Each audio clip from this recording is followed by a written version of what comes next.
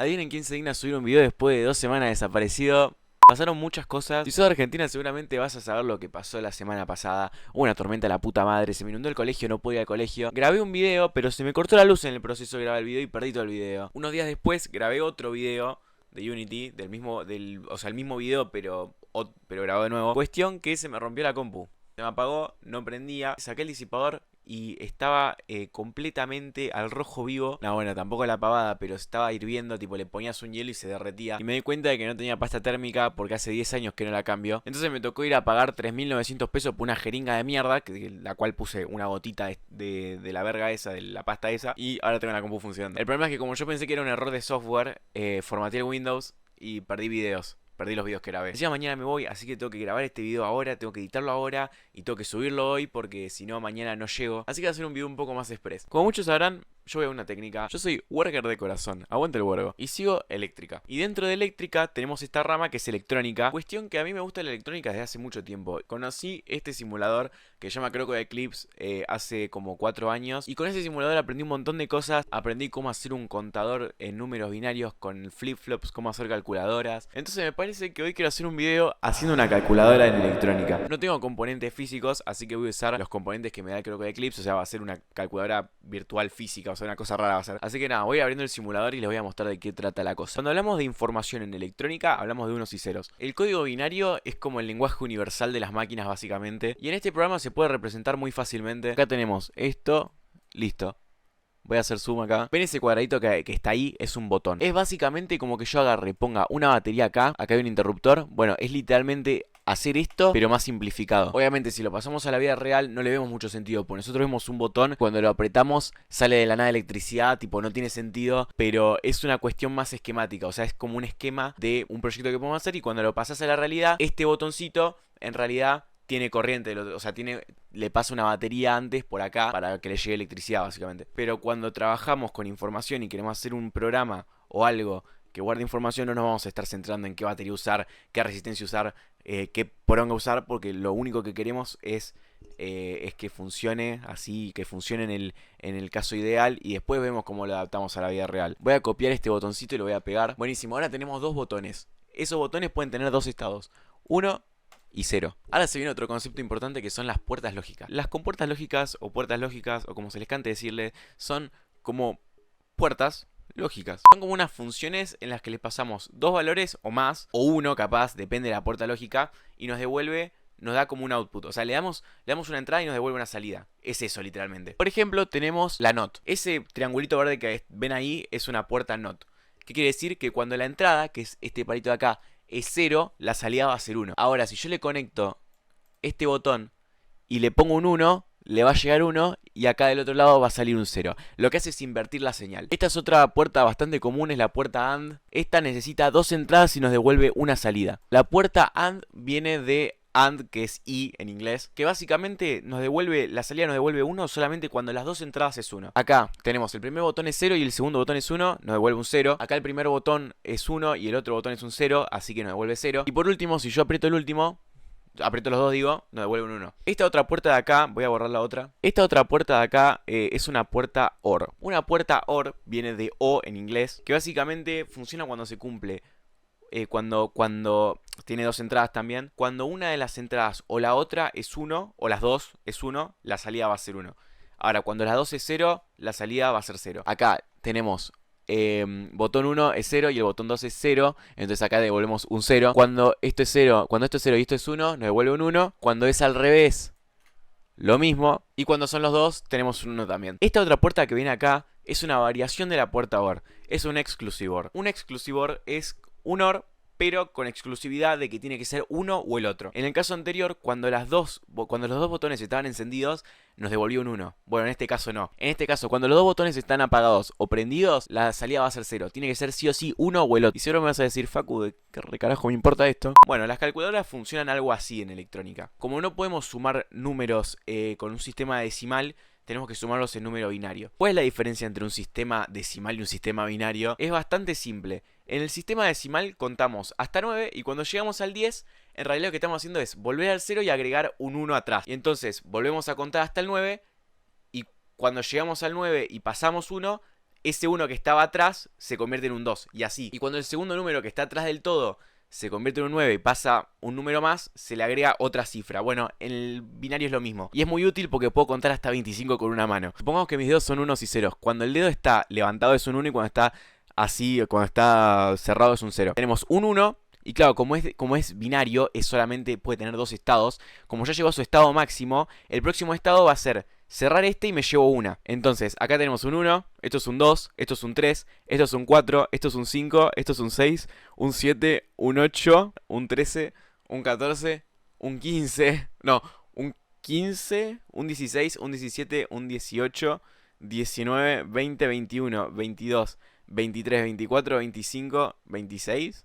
Bueno, seguramente lo conté para el culo, pero es algo así. Básicamente es 0, 1, y como ya llega el 1 y el próximo no puede ser un 2, ya nos llevamos una y ponemos una cifra más. Entonces es 0, 1, 1, 0, 1, 1, 0, 0, 1, 1, 0, 1, 0, 1, 1, 1, 1, 1. Ponele. Cuestión que en electrónica se cuenta así. Y en realidad hay una forma un poco más fácil de contar en binario, o sea, de aprender a contar en binario, y es así. Podemos pensar el sistema decimal y el binario como potencias.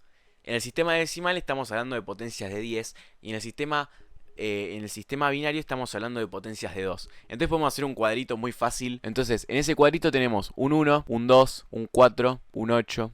Tenemos 4 bits. Entonces cuando queremos formar un número en decimal y pasarlo a binario, por ejemplo el 10, podemos poner los unos y ceros en esta tablita. Entonces nosotros para hacer un 10 con estos números necesitamos un 8 y un 2. Entonces el número binario me quedaría, bueno, 0, 1, 0, 1. Porque tenemos un 8 y un 2. Si se ponen a probar combinaciones se dan cuenta que con esos 4 numeritos podemos llegar hasta un máximo de 15. O bueno, 16 números contando el 0. Es así de simple. Entonces, con eso vamos a hacer una calculadora en el croco de Eclipse. Lo que tenemos que hacer primero es aprender a sumar 2 bits, que no lo expliqué antes, pero un bit es ese estado de 1 o 0. Entonces, tenemos que primero aprender a sumar 2 bits antes de hacer una calculadora. Ahora, ¿cómo hacemos esto? Nosotros sabemos, vamos a hacer la cuenta en número binario. Si nosotros tenemos un 0 y le sumamos un 1, nos va a devolver un 1. Si nosotros tenemos un 1 y le sumamos un 0, nos va a devolver un 1. Y si nosotros tenemos un 1 y le sumamos un 1, vamos a tener como resultado un 0 y nos vamos a llevar 1. Y eso es muy parecido a lo que hace la puerta exclusivor.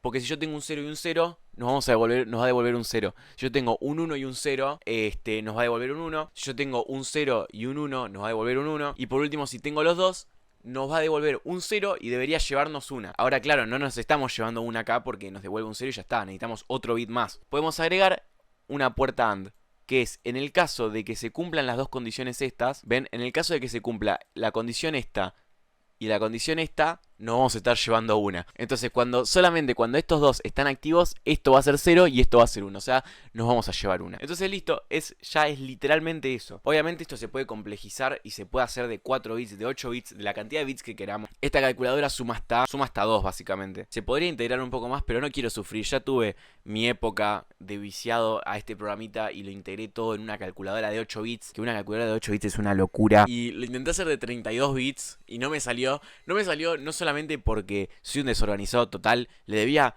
30 trabajos a la vieja historia del año pasado, sino que también el programa físicamente no me dejaba. O sea, me decía un punto que decía, flaco, por favor, hacé tu vida. Decía que no tenía más espacio para componente, nada, un desastre hacía. Pero bueno, ahora vamos con otro concepto, que son los flip-flops. Los flip-flops son una manera muy útil de almacenar información. Son unos circuitos integrados, acá tenemos uno. Esto que ven acá es un flip-flop tipo D. Vamos a poner estos botoncitos de mierda. Acá está. Podemos ver que ahí hay 4 pines. Un pin Q, un pin Q con una rayita como si fuera una ñ que se le dice Q negada o Q invertida. Tenemos una que es como un signo de mayor que y una D. La D hace una referencia al dato, o sea, ¿qué queremos guardar? Entonces vamos a poner un botoncito acá.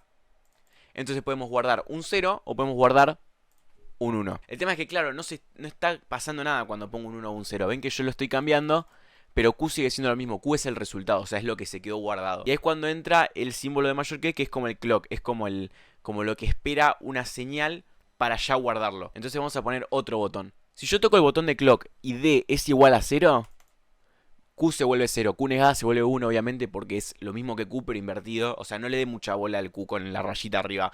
Es lo mismo que invertir Q, básicamente. Entonces, claro, si yo pongo acá en la D, pongo un 1, cuando yo le dé a guardar, Q va a ser 1. ¿Entienden por dónde va la cosa? Podemos guardar datos en binario y almacenarlos en flip-flops y después usarlos en un futuro. Vamos a hacer un contador con flip-flops. Hacer un contador con flip-flops al principio es re complicado, pero cuando entendés cómo funciona, está re zarpado porque entendés todo. Ya más de uno vio este circuito de acá y le agarró algo, pero no se asusten, es otro tipo de flip-flop. Este es un flip-flop JK. Acá tenemos el clock, que siempre tiene que estar. Cuando hay un 1 en J y le demos al clock, creo que va a ser Q negada. Va a ser 0, no. Creo que cuando hay un 1 en la K y le damos al clock, se vuelve 0, Q. No le den bola a esto. Q se vuelve 0. Ahora, cuando el 1 está en la J y le damos al clock, Q se vuelve 1. Ahora, si yo le paso un 1 tanto a J como a K, el clock lo que va a hacer devolvernos la señal invertida. O sea, nos va a devolver lo invertido a lo que estaba antes. Con esta configuración que acabo de hacer, cuando yo le doy al clock, Q se vuelve Q negada. O sea, básicamente acá Q es 1, se va a volver Q se va a volver 0. Y cuando le dé clock de nuevo, Q se va a volver a 0,1. Va a volver a ser 1. Ahora, podemos copiar este transistor. Flip-flop.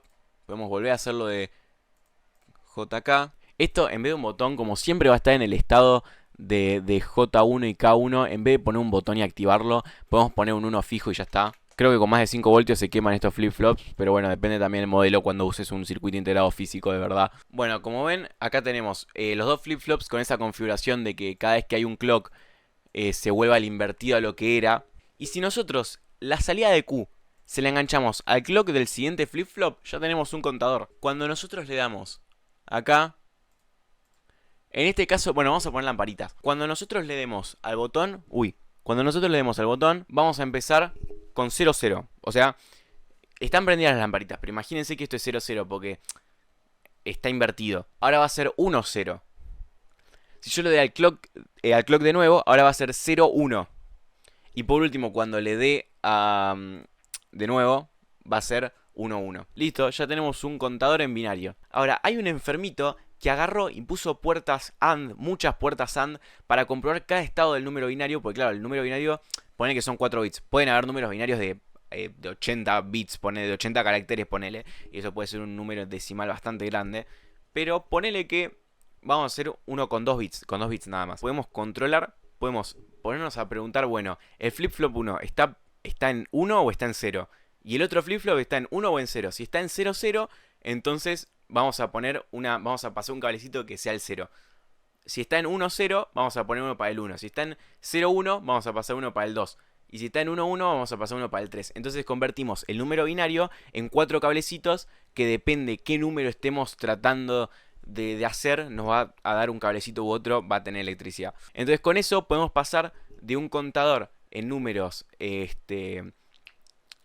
binarios a un contador en números decimales. Y voy a explicar bien cómo es esto. Vamos a poner una puerta AND acá. Si en el caso de que Q sea 0, obviamente Q negada es lo contrario a Q. O sea que cuando yo quiera comprobar que Q sea 0, vamos a comprobar cuando Q negada sea 1. O sea, cuando el primer flip-flop sea 0 y cuando el segundo flip-flop sea 0, esto nos va a devolver, esto va a ser el 0. Vamos a duplicar esta puerta AND y vamos a decir, bueno, ahora cuando el primer flip-flop sea 1 y el segundo flip-flop sea 0, cuando el primer flip-flop sea 1 y el segundo flip-flop, o sea Q negada, sea 0, vamos a tener el siguiente número. Después, en el tercer caso puede ser que Q negada, o sea, que el primer flip-flop sea 0 cuando Q negada es 1 y que el segundo flip-flop sea 1. Y el último caso, que es como el número más grande, es cuando Q del primer flip-flop es 1 y Q del segundo flip-flop, que está acá, es 1 también. Entonces yo quiero que vean, vamos a pasar esto a lamparitas. Como ven, acá tenemos un 1 y este 1 se puede representar con estas lamparitas que están acá. Ven, podemos poner ahí y ahí está en rojo. Vamos a hacer una conexión para cada puerta AND.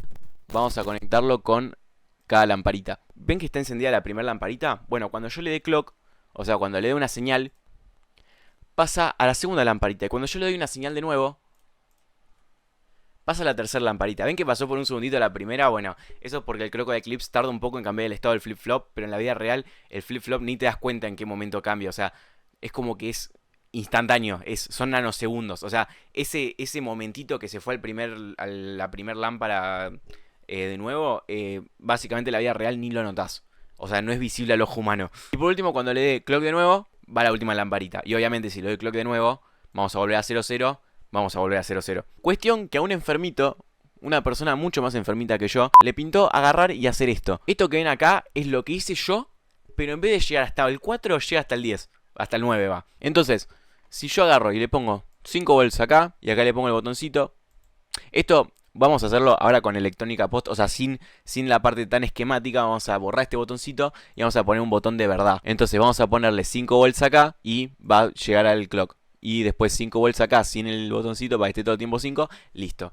Es exactamente lo mismo, ven lo que les digo, lo único que ahora el botón es de esos push, no es más como uno que se mantiene cuando lo apretás. Entonces, como ven, cada vez que yo aprieto, pasa al siguiente estado. 2, 3, 4, 5, 6, 7, 8, 9 y vuelve al 0. Realmente, si con 4 numeritos tenés que hacer tanto quilombo, para 4 numeritos como mostré hace un rato, tenés que hacer tanto quilombo con puertas AND, con flip-flops y con pelotudeces de ese estilo, imagínate lo que es hacerlo con 10. Porque aparte ya no estás comprobando solamente 2 flip-flops. Porque ahora para contar hasta 10 con números binarios necesitas 1, 2, 3, 4, 5, 6, 7, 8, 9, 10. O sea, necesitas... El 10 se ve así. Así. Es 0, 1, 0, 1. O sea, necesitas 4 bits.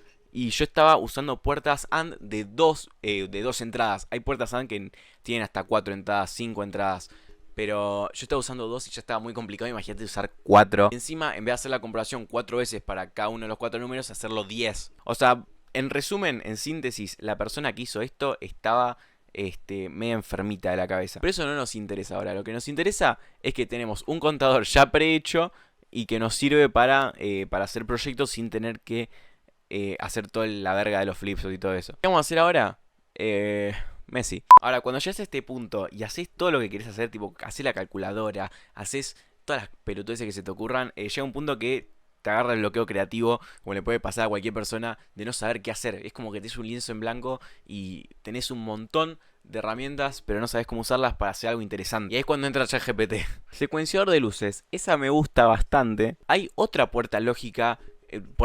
Hay otro circuito integrado que se usa mucho en la electrónica, que es el 555. El 555 es un circuito integrado que es básicamente un contador. En realidad tiene otras funciones, pero se suele usar para un contador de tiempo, que por ejemplo que nos devuelva un 1 cada tantos segundos y esté titilando así todo el tiempo. O sea, es como básicamente un botón que se toca solo, así. Entonces podemos poner un 555 que haga esto, básicamente, que cambie los estados automáticamente sin yo tener que tocar un botón. Como el 555 necesita varios componentes tipo capacitores y todo eso, y la verdad no quiero hacer mucho espacio acá porque quiero simplificarlo lo más posible, vamos a usar una simplificación del 555 que es un clock. Tenemos esto que es básicamente un clock. Ven que es un aparatito, o sea, es una entrada que es un 1, 0, 1, 0 y va alternando todo el tiempo. Entonces ven que si yo conecto esto al circuito, al contador hasta el número 10, ven que se cambia solo. Ahora, los secuenciadores de luces, por ejemplo los de Navidad,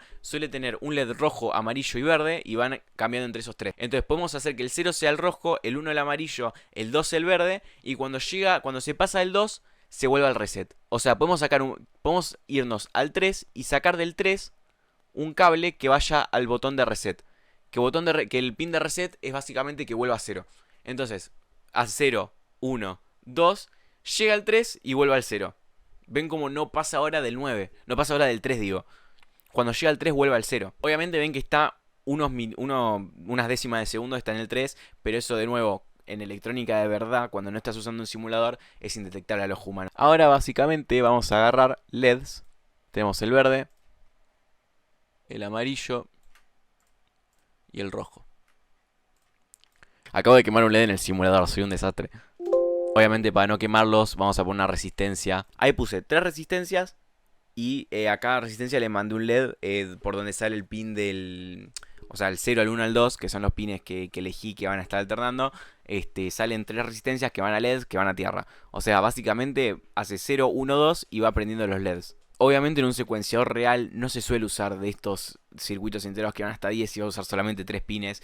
Para eso la gente hace lo que hice yo hace un rato, de hacer su propio contador en binario, pasarlo a decimal y ahí lo limita hasta donde quiera. Pero repito, para simplificarlo lo más posible, lo voy a hacer así. Así que nada, eso es un poco de lo que aprendí el año pasado, y este año estoy viendo la ley de Ohm por 8ª vez. Así que yo creo que el próximo video va a ser yo bardeando la ley de Ohm y haciendo ejercicio de la ley de Ohm. Porque posta, cada vez que hago un video de programación, se me corta el video, llueve y se me corta la luz, se me rompe la compu. O sea, es como una maldición. Como que YouTube no quiere que haga videos de programación, quiere que haga este tipo de pelotudeces que hice toda la vida. Entonces espero que les haya gustado el video.